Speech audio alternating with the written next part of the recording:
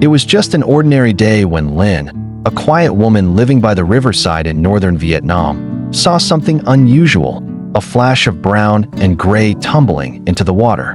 She rushed over and, to her shock, found a young falcon struggling to stay afloat. The bird's wings were soaked, its eyes filled with terror and exhaustion. Without a second thought, Linh reached in and pulled the trembling creature from the river.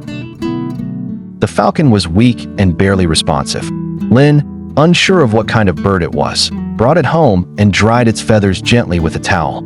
She wrapped it in a warm cloth and placed it in a quiet corner of her home. Days turned into weeks as she cared for the bird, feeding it minced meat, vitamin-rich fruits, and a blend of grains. Slowly, the falcon regained its strength.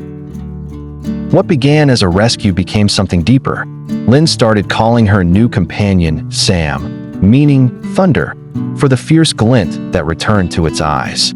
Sam, however, chose not to fly away even when he was strong enough. Instead, he remained near Linh, perching by the windowsill of her kitchen, watching her movements like a guardian. Then one spring morning, Linh noticed something extraordinary. Sam had begun collecting twigs and feathers. Right there on the windowsill, he built a nest, a sign of trust, of calling this place home. Soon, Linh discovered 3 pale eggs resting delicately within it. From that day, she took on a new role, not just caretaker, but a silent midwife to a future generation. She ensured Sam was well fed, providing him with extra nutrients, and watched tenderly as he sat over the eggs through rain and shine. The bond between them deepened. Sometimes, when Linh would quietly sit by the window, Sam would turn and gaze at her with eyes full of warmth, an unspoken acknowledgement of the love she had given. Weeks later, soft chirps broke the silence of dawn. The eggs had hatched. Tiny, helpless hatchlings emerged, calling for their father.